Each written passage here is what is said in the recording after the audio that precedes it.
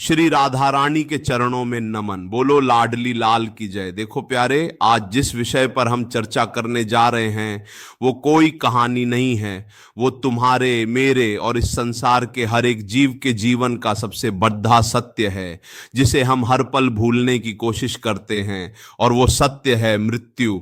और मृत्यु से भी बड़ा सत्य है वो अंतिम क्षण, वो आखिरी एक मिनट जब इस शरीर से प्राण छूटने वाले होते हैं। बहुत से लोग, बहुत से वैज्ञानिक, बहुत से बुद्धिजीवी ये प्रश्न करते हैं कि महाराज जी, जब मौत आती है तो क्या होता है? क्या सच में यमराज आते हैं? क्या सच में कोई प्रकाश दिखाई देता है, या सब कुछ अंधेरा हो जाता है? आज मैं तुम्हें एक ऐसी घटना, एक ऐसे सत्य से परिचित कराऊंगा जिसे सुनकर शायद आज तुम्हारी नींद उड़ेच जाए, लेकिन अगर आज जाग गए तो अनंत जन्म सुधर जाएंगे। शास्त्रों में कहा गया है अंतिम मति सौ गति, यानी अंत समय में तुम्हारी बुद्धि जहां होगी, जैसा तुम सोच रहे होंगे वैसी ही तुम्हारी अगली गति होगी, वैसा ही तुम्हारा अगला जन्म होगा। लेकिन समस्या ये है कि अंत समय में सोचना तुम्हारे बस में नहीं होता। अंत समय में वही याद आता है जो जीवन भर तुमने सबसे शिद्दत से किया है। इसे समझाने के लिए मैं तुम्हें एक धनी सेठ की बात बताता हूं। ध्यान से सुनना, ये किसी और की नहीं, ये उस मानसिकता की कहानी है जो आज घर घर में है।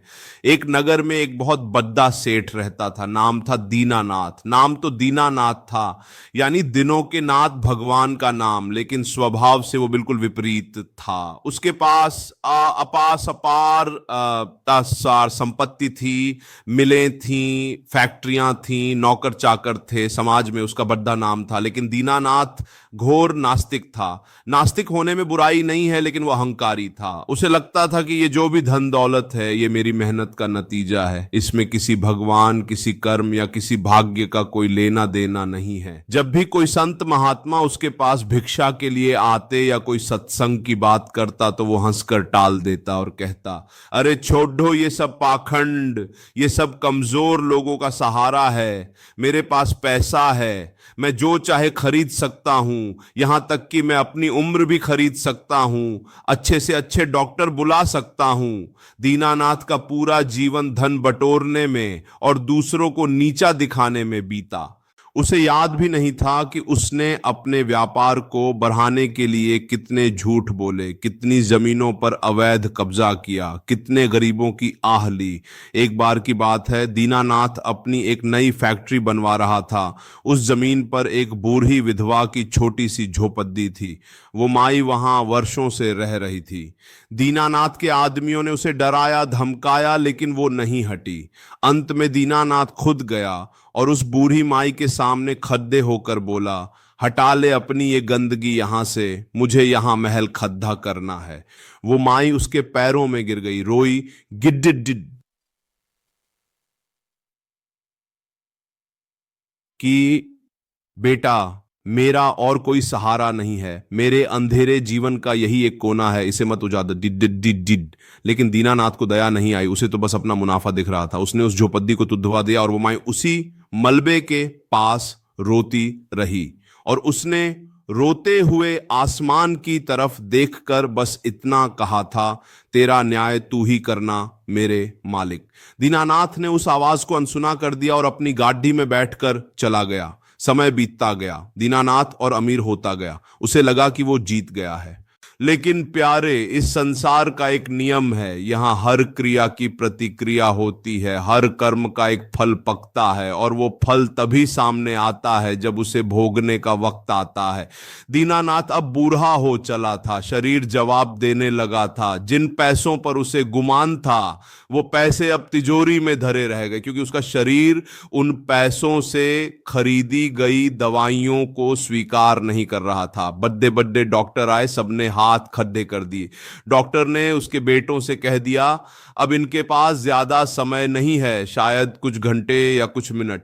दीनानाथ अपने आलीशान कमरे में मखमल के गद्दे पर पडीडा था। पूरा परिवार वहां था, लेकिन दीनानाथ को लग रहा था कि वो बिल्कुल अकेला है। उसकी सांसें उखड़दाश रही थीं, उसे बोलने की इच्छा हो रही थी, लेकिन जुबान साथ नहीं दे रही थी। और ठीक उसी वक्त, मृत्यु से ठीक 1-2 मिनट पहले, वो घटित हुआ जिसके बारे में मैं तुम्हें बताना चाहता हूं। विज्ञान कहता है कि मरते समय दिमाग में एक केमिकल रिलीज होता है जिसे डीएमटी कहते हैं, जिससे इंसान को सपने जैसे दृश्य दिखते हैं। लेकिन हमारे शास्त्र कहते हैं कि ये सपना नहीं, ये सिंहावलोकन है। जैसे शेर जंगल में चलते चलते पीछे मुद्दा कर देखता है, वैसे ही जीवात्मा शरीर छोड़ने से ठीक पहले अपने पूरे जीवन को एक फ्लैशबैक की तरह देखती है। दीनानाथ की आंखों के सामने अंधेरा छाने लगा, कमरे की लाइटें, उसके रोते हुए रिश्तेदार, डॉक्टरों की आवाजें, सब धुंधला हो गया और उस धुंध में से एक चित्र भरना शुरू हुआ। उसे लगा कि वो किसी सिनेमा हॉल में बैठा है और सामने पर्दा चल रहा है, लेकिन ये कोई फिल्म नहीं थी, ये उसके अपने कर्मों की रील थी। और आश्चर्य की बात यह थी कि उसे अपने जीवन की सफलताएं नहीं दिख रही थीं, उसे अपनी बड़ी बड़ी फैक्ट्रियां नहीं दिख रही थीं, उसे वो पल नहीं दिख रहे थे जब उसका सम्मान हुआ था। उसे वो पल दिखने शुरू हुए जो उसने अपने चेतन मन से भुला दिए थे। उसे दिखा बचपन का वो दृश्य जब उसने एक भूखे कुत्ते को पत्थर मारा था। उसे दिखा अपनी जवानी का वो दृश्य जब उसने अपने माता पिता को कड़ीडीडीएचवे शब्द बोले थे। वो दृश्य बहुत तेजी से चल रहे थे, लेकिन वो केवल देख नहीं रहा था। सबसे डरावनी बात ये थी कि वो उन दृश्यों को महसूस कर रहा था। जब उसने कुत्ते को पत्थर मारा था तो उस कुत्ते को जो दर्द हुआ था, वो दर्द आज दीनानाथ को अपने शरीर में महसूस हो रहा था। ये है कर्म का सिद्धांत। आप दूसरों को जो देते हैं वो त्याज समेत आपको वापस मिलता है। दीनानाथ का शरीर बिस्तर पर पड्डी ढहा था, लेकिन उसकी आत्मा उस 1 मिनट के अंदर 1000 बार तड्डी झिप रही थी। रील आगे बढ़ी और वो दृश्य सामने आया, वो बूढ़ी विधवा माई की झोपड़ी। दीनानाथ ने देखा कि कैसे वो माई उसके पैरों में गिरकर रो रही है। उस समय तो दीनानाथ को हंसी आ रही थी, लेकिन आज मृत्यु के अंतिम क्षण में दीनानाथ नहीं था। वो उस पल के लिए वो बूढ़ी माई बन गया था। उसे वही लाचारी, वही घबराहट, वही बेबसी महसूस हो रही थी जो उस माई को हुई थी जब उसका घर तो ढहा जा रहा था, उसका दम घुट रहा था। वो चिल्लाना चाहता था, मुझे माफ कर दो, मुझे माफ कर दो, लेकिन उसके मुंह से आवाज नहीं निकल रही थी। उसकी आंखों से आंसू बह रहे थे। घर वाले सोच रहे थे कि शायद वो मरने से डर रहा है या परिवार को छोड़ जाने के गम में रो रहा है, लेकिन नहीं प्यारे, वो अपने पापों के बोझ से दबकर रो रहा था। वो जो जीवन की रील चल रही थी वो रुक नहीं रही थी। एक के बाद एक हर वो इंसान जिसका उसने दिल दुखाया, हर वो बेईमानी जो उसने की, वो सब पहाड़ बनकर उसके सीने पर चढ़े आ रहे थे। शास्त्रों में इसे ही यमदूत कहा गया है। यमदूत कोई बाहर से आने वाले डरावने राक्षस हों, ये जरूरी नहीं। तुम्हारे अपने पाप, तुम्हारे अपने बुरे कर्म अंत समय में इतने विकराल रूप लेकर सामने आते हैं कि जीवात्मा भय से कांप उठती है। उस समय धन काम नहीं आता। दीनानाथ मन ही मन सोच रहा था कि मैं अपनी सारी दौलत दे दूं, बस मुझे एक मौका मिल जाए उस माई से माफी मांगने का या उस पाप को सुधारने का। लेकिन समय कुछ समय कुछ पहिया उल्टा नहीं घूमता। का वर्षा जब कृषि सुखाने, समय चूकी पुण्य का पछताने। जब समय था तब तो तुमने सत्संग सुना नहीं, तब तो तुमने दया दिखाई नहीं। अब जब प्राण कंठ में आ गए हैं तो पछताने से क्या होगा। उस आखिरी 1 मिनट में, जिसे हम फाइनल मिनट कहते हैं, समय की गति बदल जाती है। बाहर की घड़ीढी में वो 1 मिनट होता है, लेकिन मरने वाले के लिए वो 1 मिनट युगों जैसा लंबा हो सकता है, जिसमें वो नरक की यातना भोगता है। दीनानाथ उस पीड़ा में जल रहा था। उसका मन ग्लानि और भय से भर गया, और ठीक उसी चरम भय और पीड़ा के क्षण में उसके प्राण शरीर से झटके के साथ निकल गए। उसकी आंखें फटी की फटी रह गईं, चेहरे पर एक डर का भाव चिपका रह गया। अब यहां समझो अंतिम मतिसौ गति का विज्ञान। दीनानाथ का अंतिम विचार क्या था? भय, पीड़ा, ग्लानि और उस मकान का मोह। गीता में भगवान कृष्ण कहते हैं यम यम वापि स्मरण भावम त्यजत्यन्ते कलेवरम। अंत समय में मनुष्य जिस भाव का स्मरण करता हुआ शरीर त्यागता है वो उसी को प्राप्त होता है।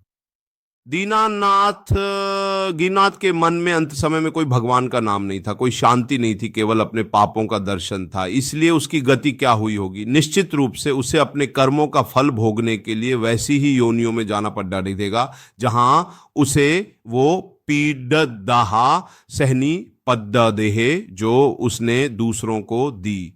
हो सकता है उसे उसी जमीन पर की दहा मकौदहा बनकर रहना पद्द दे जिसका उसे मोह था, या किसी नर्क तुल्य जीवन में जाना पद्द दे। तो प्यारे, ये कहानी तुम्हें डराने के लिए नहीं, ये तुम पाप माँ की जगाने के लिए है। हम सब सोचते हैं कि अभी तो बहुत उम्र पडेडी है, बुढ़ापे में भजन कर लेंगे, बुढ़ापे में सब ठीक कर लेंगे। लेकिन तुम्हें क्या पता कि वो आखिरी 1 मिनट कब आ जाए? क्या गारंटी है कि तुम बुढ़ापे तक पहुंचोगे?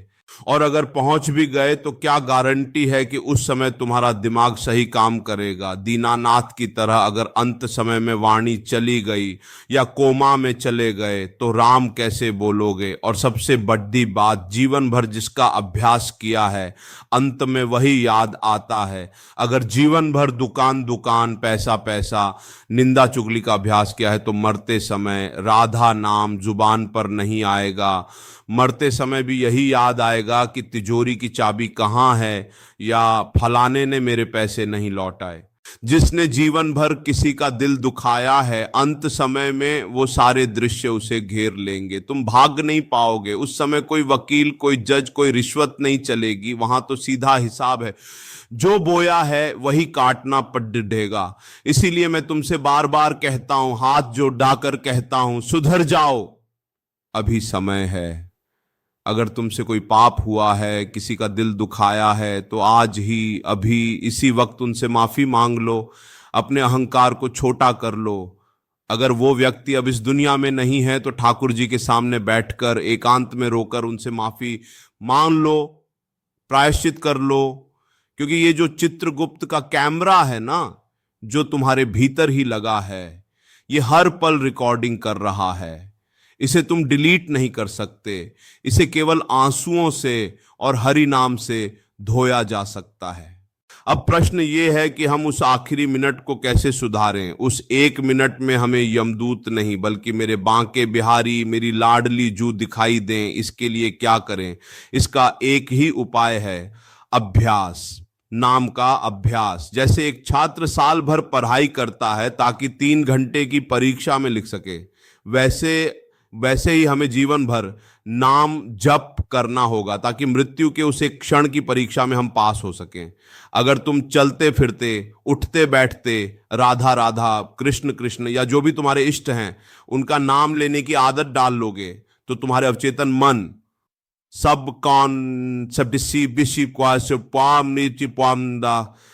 माम पाप नुमान पापी, उससे माई में वो नाम बस जाएगा। फिर चाहे एक्सीडेंट हो, हार्ट अटैक हो या बुढ़ापा, जुबान पर अपने आप हाय राम या हे भगवान ही निकलेगा। और अगर अंत समय में नाम निकल गया तो समझो बेद्दा पार है। अजामिल जैसा पापी जिसने जीवन भर पाप किए लेकिन अंत समय में अपने बेटे को पुकारते हुए नारायण बोल दिया तो भगवान ने उसे भी तार दिया। तो सोचो, अगर तुम श्रद्धा से नाम लोगे तो ठाकुर जी तुम्हें क्यों नहीं अपनाएंगे? इसीलिए प्यारे, मृत्यु को अमंगल मत मानो। मृत्यु तो एक उत्सव बन सकती है अगर तुम्हारी तैयारी पूरी हो। उस फाइनल मिनट मिस्ट्री का उत्तर यही है कि जो तुम्हारे भीतर है वही बाहर प्रकट होगा।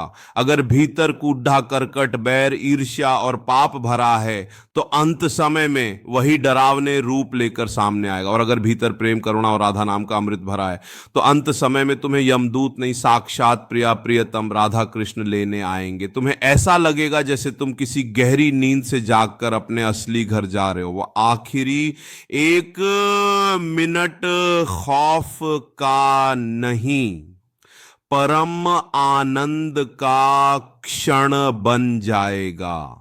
तो निर्णय तुम्हारा है, तुम्हें दीनानाथ की तरह मरना है, जहां दौलत तो बिस्तर के पास पड़ी हो लेकिन आत्मा कंगाल होकर रोती हुई जाए, या तुम्हें उस संत की तरह मरना है जिसके पास शायद कौडी न हो, लेकिन जब वो जाए तो उसके चेहरे पर मुस्कान हो और जुबान पर हरि का नाम हो।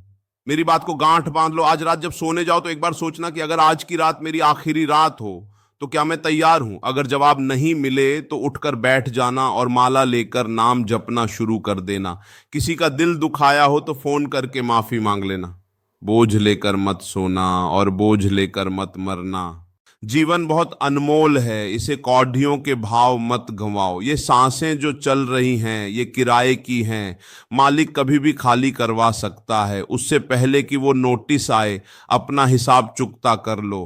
प्रेम से रहो, सबसे मीठा बोलो, दीन दुखियों की सेवा करो और सबसे मुख्य बात, नाम नहीं छोड़ना। काली के केवल नाम आधारा, सुमिर सुमिर नर उतरहिम पारा। बस नाम को पकड़ा दीच लो। लाडली जू की अहेतु की कृपा पर भरोसा रखो, वो तुम्हें कभी गिरने नहीं देंगी। उस भयानक 1 मिनट में जब सब साथ छोड़ दाद देंगे तब ये नाम ही तुम्हारा हाथ थामेगा और तुम्हें इस भवसागर से पार ले जाएगा। राधे राधे।